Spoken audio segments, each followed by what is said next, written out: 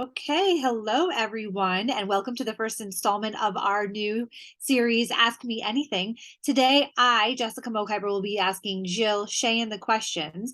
We want to just give you a little bit of the ground rules that we set as we were starting this new project. We will be doing a 15-minute video, hard stop at 15 minutes. That's at 11:25. I'm going to ask Jill questions. Anything goes. Work, personal. There's no topic that is off the table, and it's very important that we know she has no idea what I'm going to ask her. So when we do these, the person who's asking the questions will not share those questions with the person in advance. So she has no idea what I'm asking you. This is a new series that we wanted to try out to get you guys to know us a little bit better. If you are interested in taking part of this, please let us know. We'd love to have more involvement from other people in our sphere in the future. So with that, Jill, let's kick it off. My first question for you is, and first of all, I just want to know, I am in cold, snowy New York and you're in beautiful Florida, but that's completely besides the point.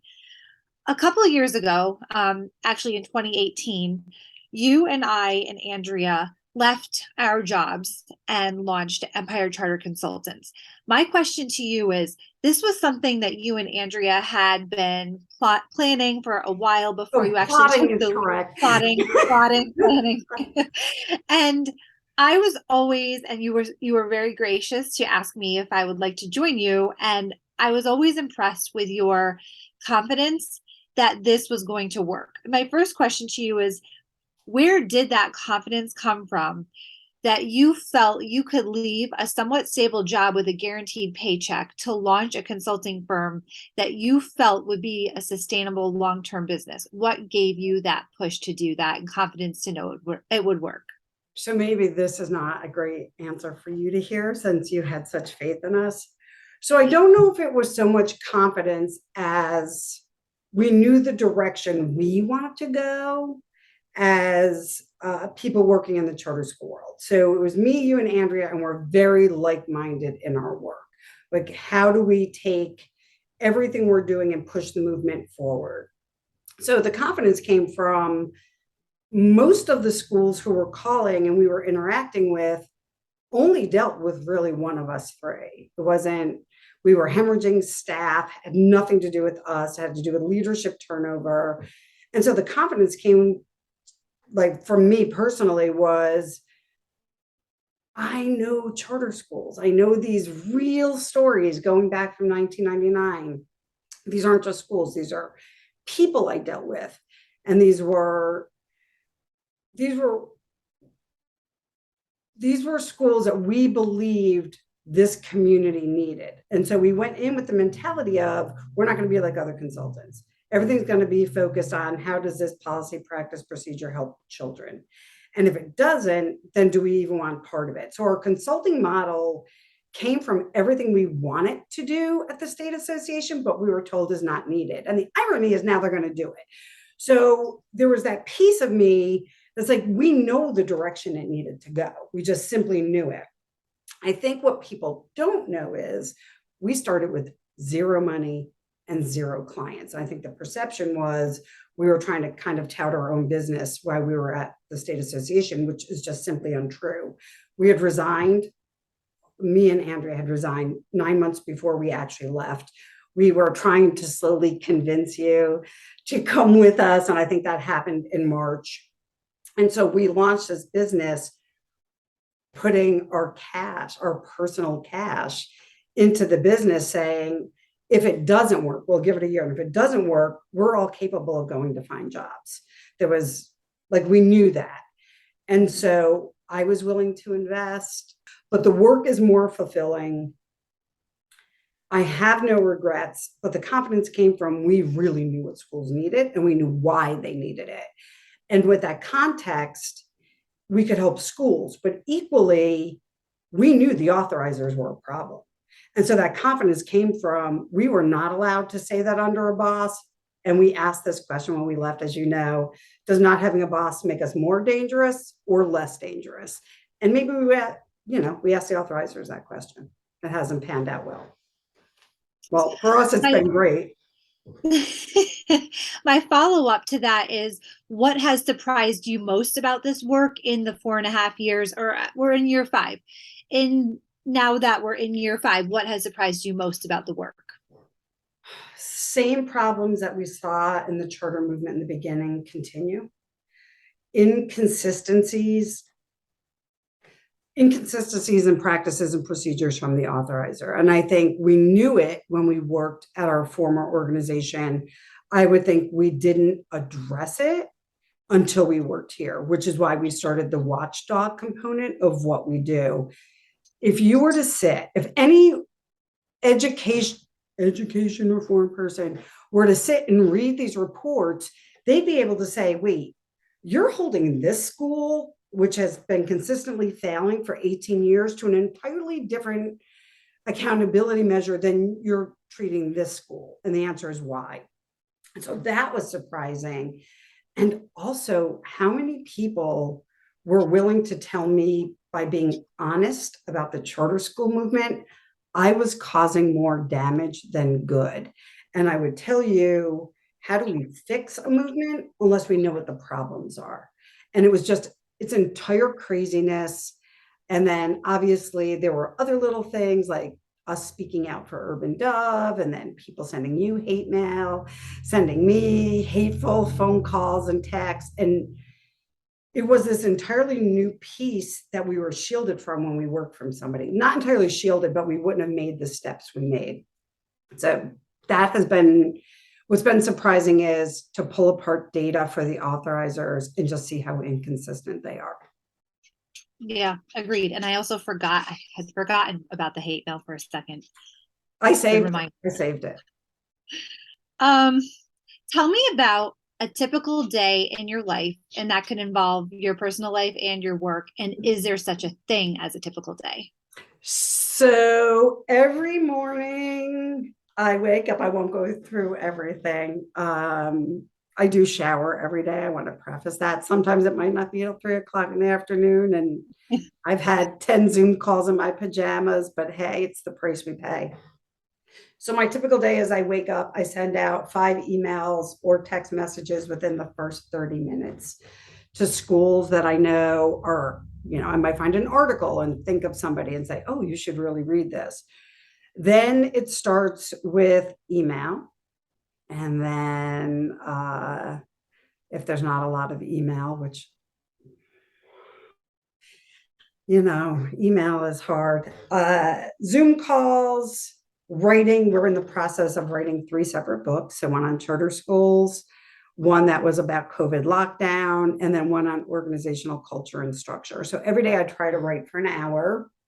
And then I am the typical American woman. Then I cook my husband dinner, and we get on the couch and we veg for a few hours.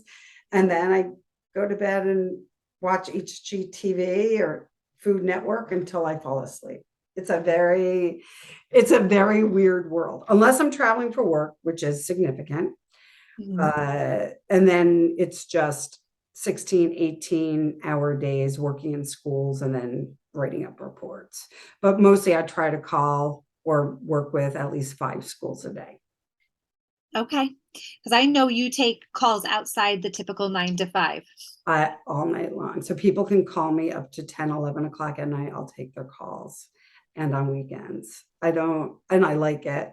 You get to know people personally at 7 o'clock at night when they've had a bad day. You can just hear them screaming at their kids, no, I'm not getting you McDonald's today. Right.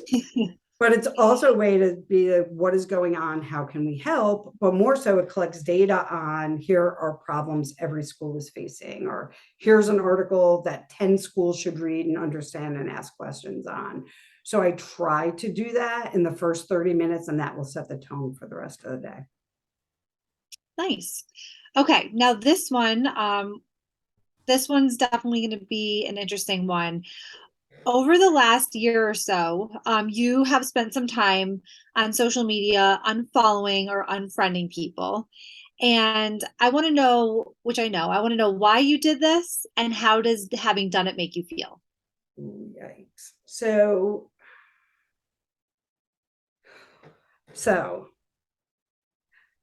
let's start with unfollowed. I unfollowed people who have a myopic view of education reform, specifically just charter schools. But if you are touting one philosophy and one philosophy only, and you are unwilling to hear what people who have been in this field, for 2 decades are saying, and you're so stuck on this point of view, it causes me such frustration that I can't just say, but you're looking at it in such a narrow way. Unfollow. Unfriending was totally fascinating. From, I would say, as you know, my dad died in 2019. I literally unfriended people who I had been friends with for many years. Well, I believed were friends for many years in this charter school world. And there was something about not hearing from people who I had been there for consistently for literally, 24 years that just broke something inside me of, I would never be that horrible of a person. But equally, I unfriended people who I perceived as, again, myopic on race issues, which, nope, that's not happening. You're not doing it to me. I unfriended people who were not willing to be allies or co-conspirators with people who genuinely needed help to move the movement. And by that I say, because there's one point of view and you're unwilling to hear other points of view, everything some people were writing came across as just blatantly racist. And my brain could not keep up with, nor did I want to respond to it. At first I would start, and then there would be, you go back and forth. And at some point I said, is this really worth my aggravation? So I spent a lot of time on Facebook unfriending. I'm not on Facebook really that much anymore. But on Twitter, if I see you just fighting for what you believe is right, and you're only paying attention to one thing, and you're never going to change, and you're never going to listen, no, I'm going to just keep all the people where I can disagree with them, and we can have disagreements. I'm not going to disagree with people who then make snarky comments. And it's been great. Every now and then something will come up, and this because I'll be like, this came up in my feed today. This is hilarious. Because some of the people disagreeing, I am friends with, or I follow. I shouldn't say friends. I don't know them personally. But it took a lot for me to step back, because there are people that I personally like, and I so disagree with their professional views that it caused my mind to just say, I'm not dealing with this anymore. And if I'm paying attention to you, I'm not paying attention to what I want to. Unfollow, unfollow, unfollow, unfollow. And it's been great. It's been great. As someone who is not on Facebook, I can agree with you on it's refreshing and great. But what I've also noticed is that certain people, when faced with another view, don't seem to, and I think this might be a lot of people, don't seem to be open to it. Instead, I feel that they're hardened, like their views actually like calcify. Why Yeah. do you think that is? Do you think it's a type of person, or do you think it's all people right now are so polarized? In education reform, I think we have people taking sides to what is right. And I would tell you, we're doing a disservice to the movement by saying there has to be a side, rather than saying, let's embrace all of these ideas and see what works. And see what works best for children. And so in my head, there's not one group better than another. There's not that competition that you see, oh, we need to do this, we need to do this. We may very well need to do both those things. And one group may not agree with it, and one group may. But unless we all come together with that one voice to say, how do we move education reform forward without all this infighting, that might be for the best. Yeah, have very low tolerance for a lot of people. We have 1 minute and 10 seconds left, Jessica. I know. Okay, what's your favorite Christmas cookie? Well, every cookie is my favorite. Every cookie is my favorite Christmas cookie. Chocolate chip cookies are still my favorite cookie. Okay, I have time for another. Yep. Thanksgiving is next week. I hope I'm not dating this video, but we're recording this It'll go up about Friday. a week and a day before Thanksgiving. What is your favorite Thanksgiving dish? So you might not know this.